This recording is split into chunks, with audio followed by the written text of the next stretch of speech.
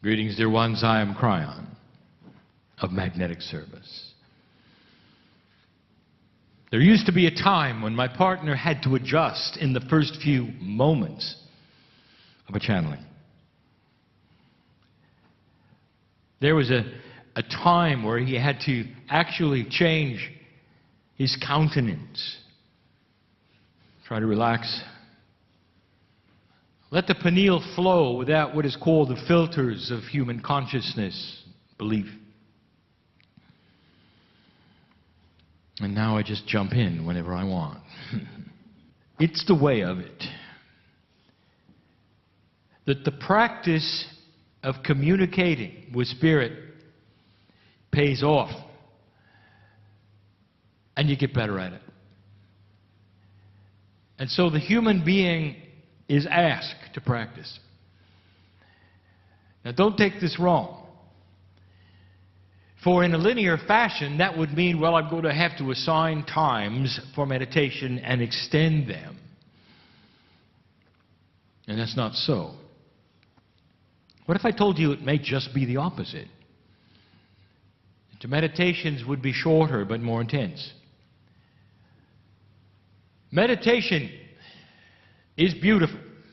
It is a time put aside for communication with that which is inside and outside. And yet it indeed is also changing. What if it were possible that every time you'd blink your eyes, you'd be in meditation? That it would be so intrinsic to the value of your cellular structure to be in this mode that your cells would just crave it. They would crave to be in meditation 24/7, but a walking meditation, a working meditation. So that as you get up out of your chair, there's no difference, really, than when you sit down to meditate. That kind of a relationship with your higher self would be doable for the human being. And this is what the masters have taught. It is doable. And not only is it doable, it is something that your cells want for you. You've got this missing bridge that my partner has talked about between corporeal self and innate self. The intelligent part of your body literally craves to be in touch with the rest. To have human consciousness not only aware of it, but always working with it. There's part of your cellular structure that feels this is coming, dear ones. More than ever before, as energy shifts, the quantum parts of you are alert. They really have a feeling, if you want to say, that it is at hand. This also creates in a human being sometimes a little discomfort, because you don't know what's next. Every single time you feel change coming, the human being wonders whether it's going to be good or not. And so I'm here to tell you, oh soul, what you are feeling now, I want you to relax with. I want you to relax with it. And let it in. And the expansion will be the result. The expansion of you with you, of you with your higher self. Isn't it time? Isn't it time to meet the rest of you? Think about that. You're bigger than you think, and I'm going to continue this teaching from last night about the soul. I only have a couple more things to say about it. And you may have heard it before, my partner may have mentioned it before in his talks. But I want you to hear it from me. And so this would become part 2 of what we call soul journeying. Now, the soul isn't journeying anywhere, it's you who are journeying to meet it. You're cognizing what it is. You are journeying to meet yourself. And we have named it this way for a reason. It's not linear. You have to look at it backwards in order to understand the profundity of it. Before I begin, I would like to say, and I know where I am, it's precious here. I've told you it is a piece of Lemuria here. I've told you the Pleiadians are here. The very creative source. The beauty of a benevolent society that would be in ascension status and be your spiritual parents. That energy is here.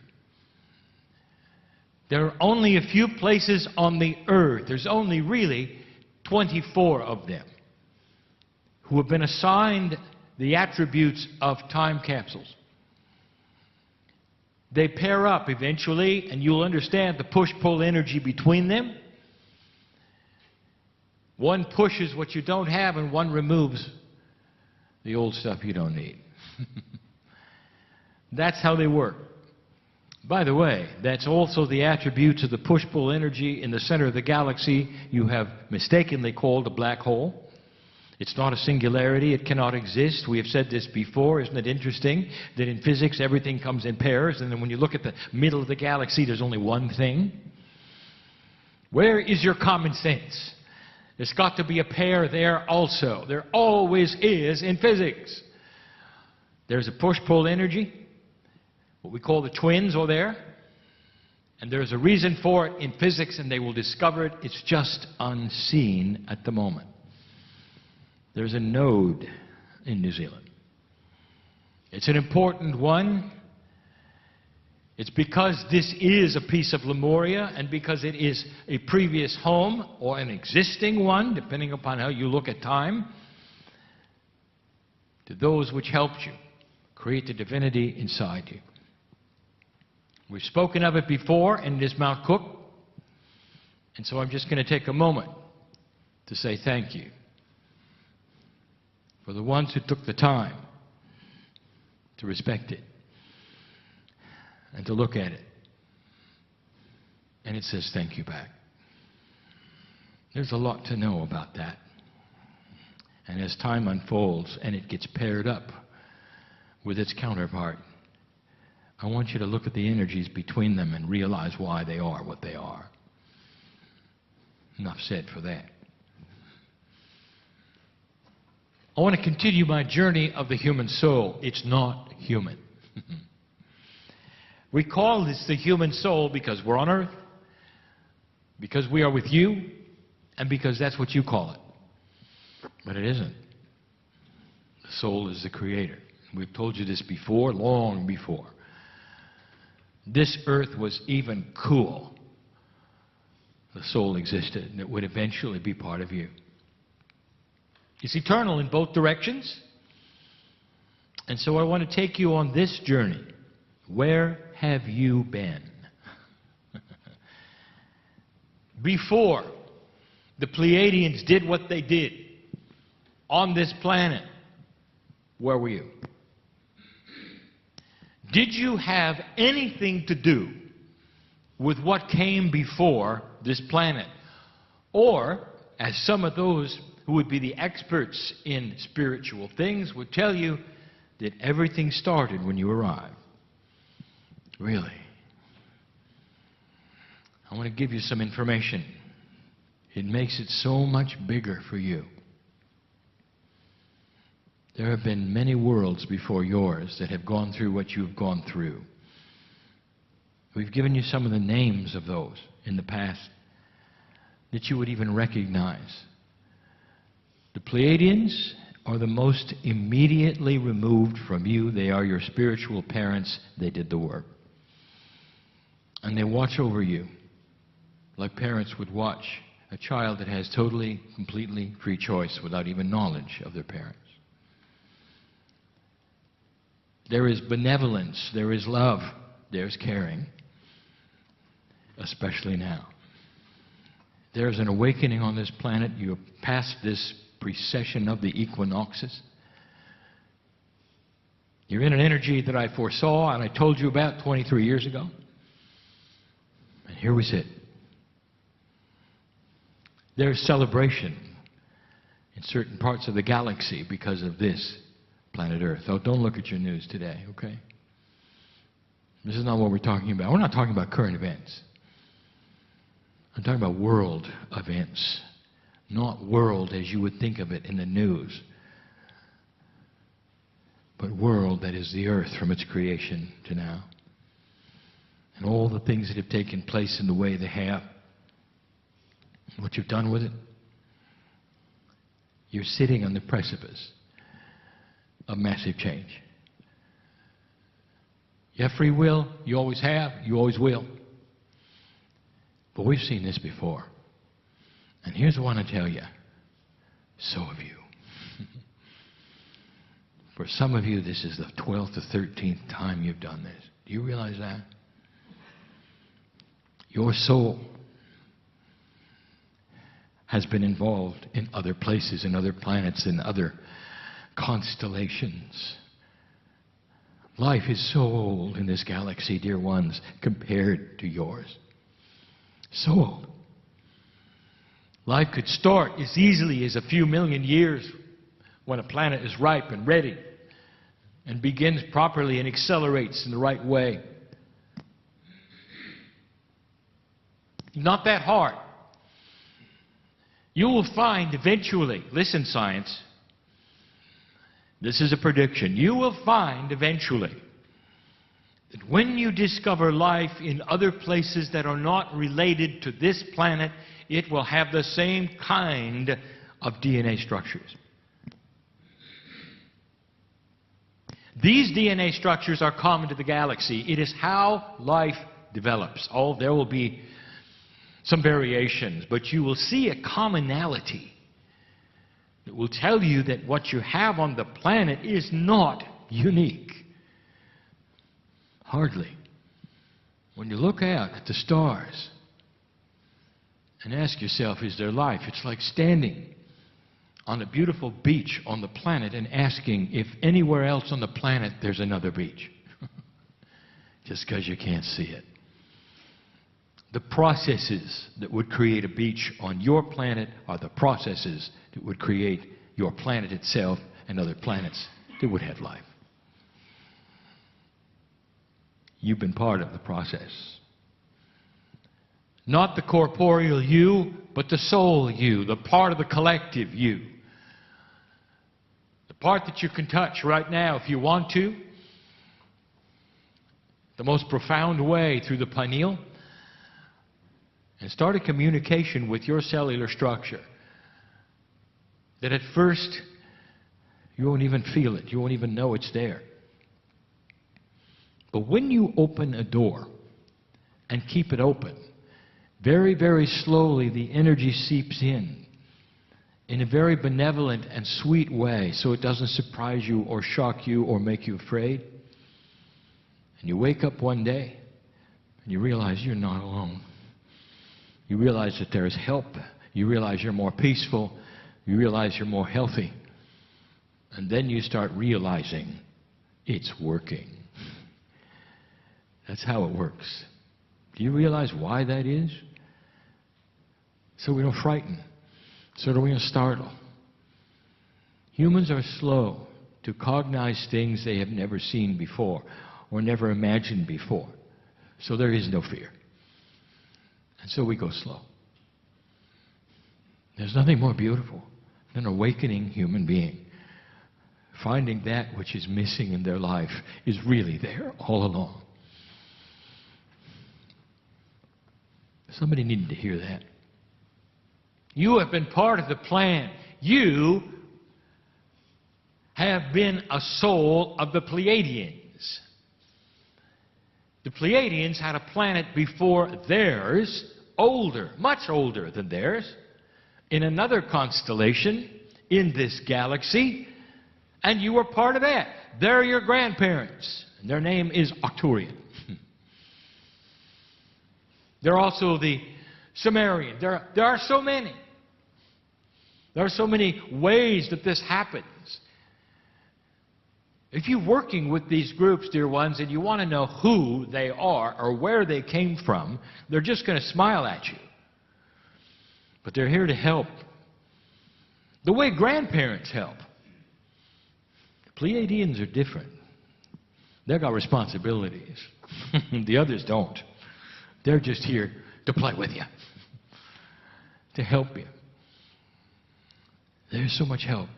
There is an allowance we have of these who have helped plant the seeds in this galaxy to come here to this planet, which is the only planet of free choice, and walk among you and be part of you.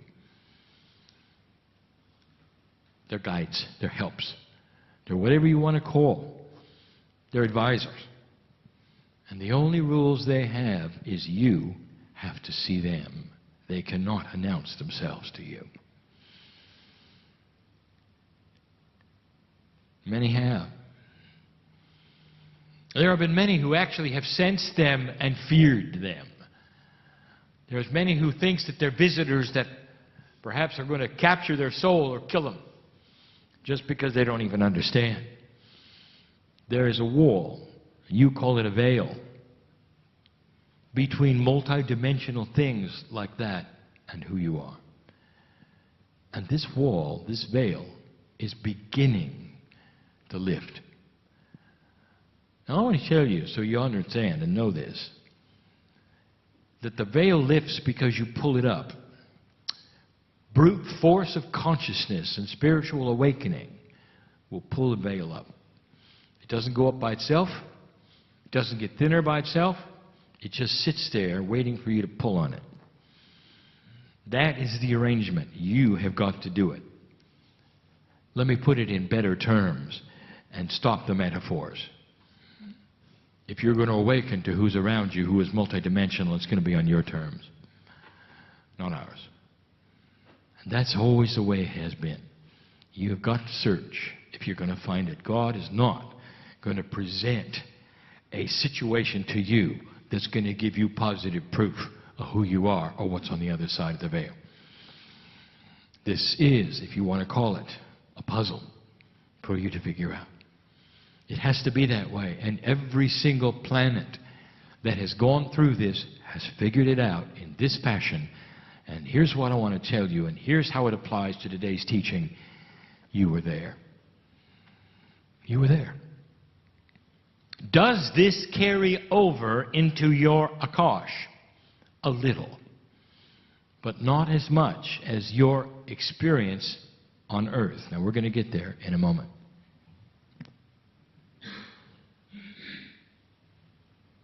I want to tell you there's two things that I want to remind you of.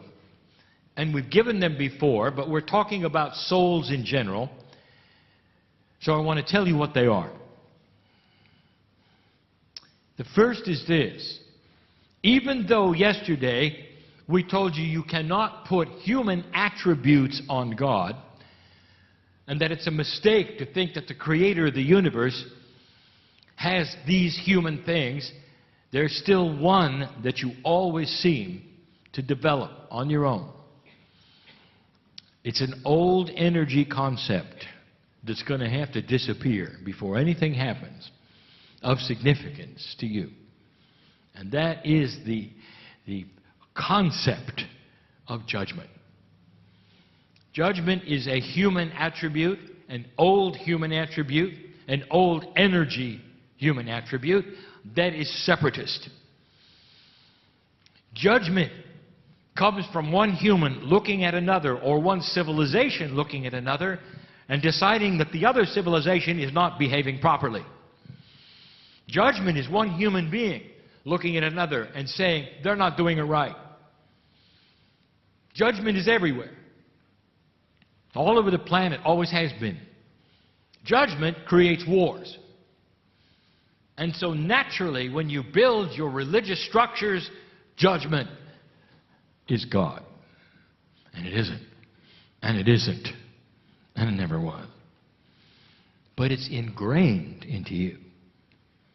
Am I doing it right? How often do we hear that? Dear Spirit, I don't want to offend any angelic entity anywhere here. Dear Spirit, I don't want to do the wrong thing. Dear Spirit, this or that. What are you afraid of? Judgment? You're still doing it. And that is why I'm talking like this. You're still doing it. You're walking around feeling small. Why is that? Why do you humble yourself before God? Now, I just got in trouble, didn't I? That's expected, is it not? Be humble before God. If you are a piece of God, why are you humbling yourself before yourself? Does this make sense? Spiritual common sense. If you're a piece of creation, you don't have to bow to yourself. What if, instead, we said it's time to stand up from the humbling position and take the power that's yours? In benevolence, in courtesy, in generosity, in integrity, not humbleness. What good is it going to do to grovel before God? And how is that helping the planet? Groveling before God. And the reason I'm in trouble with this message is because that's what you've been given since day one. God is great, you're not, therefore you should bow a little.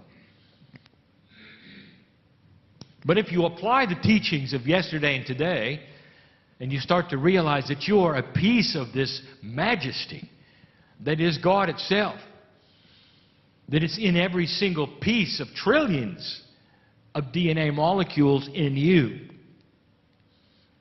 and that they all have a consciousness of wanting you to discover what that is, you think they want to be worshipped? And the answer is no. I want you to start thinking differently about God, about the soul that you have inside. You deserve to awaken to your magnificence. How about that statement? And the magnificence does not show itself in egotism.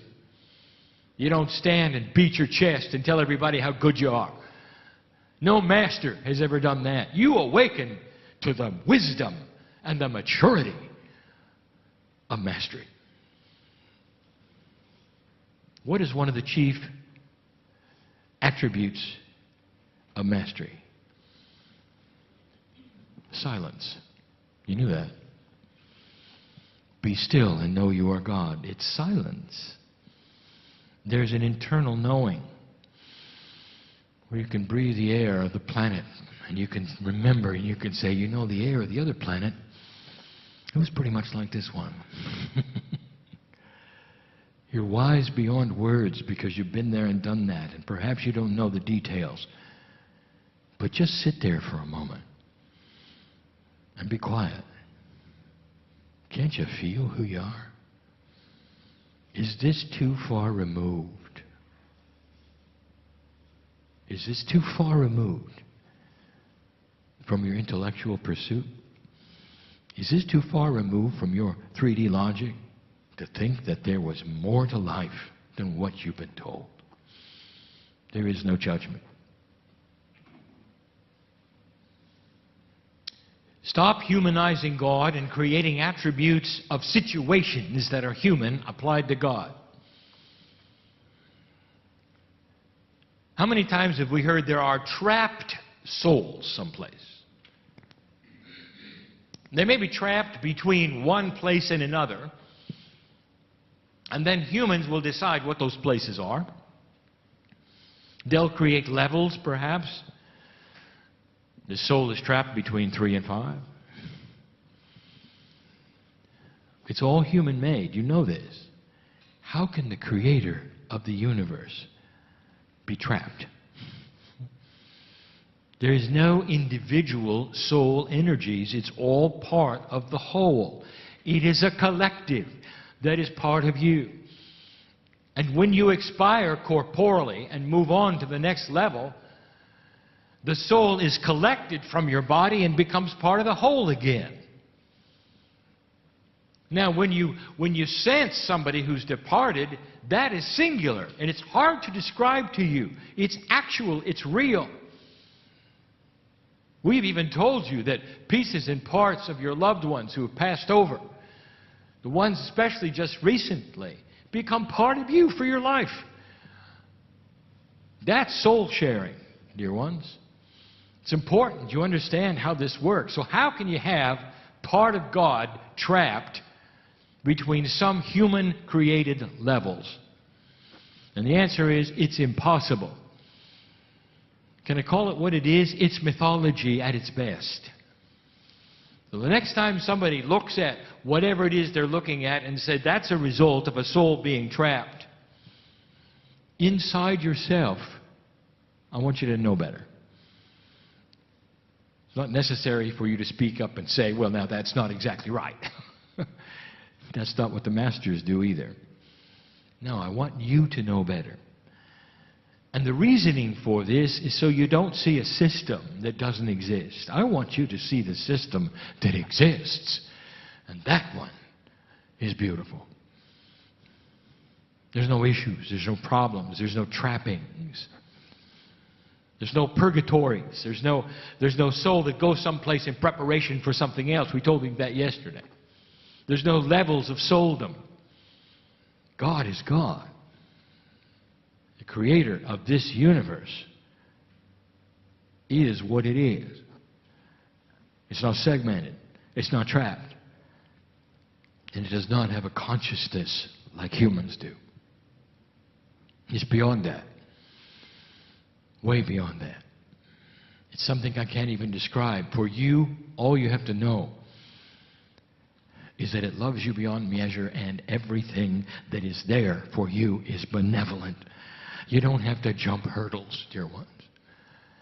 You don't have to prove yourself one way or the other. You just have to agree to learn more about what is there inside you. And the rest will be something that will be self-evident. And we say it again, when you go to your knees, if you wish to do it, if you want to honor God in any way you want to, when you pray, when you meditate, we're there. And there's only really one question, if you want to ask a question, that you should have. And the question is, dear God, tell me what I need to know. There's only one.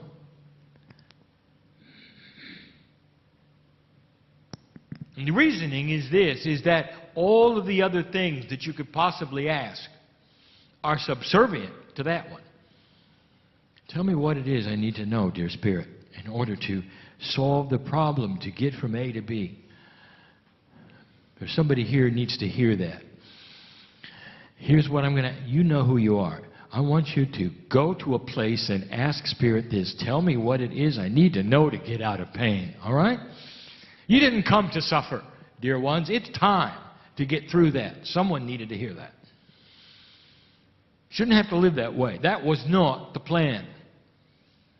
Whatever has happened, water under the bridge that brings you to that place can be undone. You have control over your own cellular structure, and it wants to hear from you.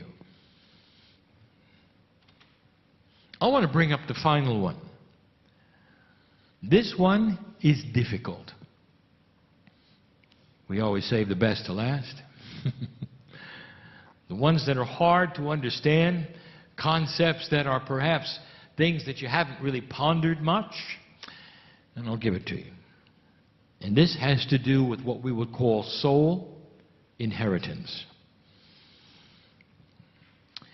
When you look at inheritance as you perceive it, it's mostly in 3 dimensions, and it is what we would call chemical.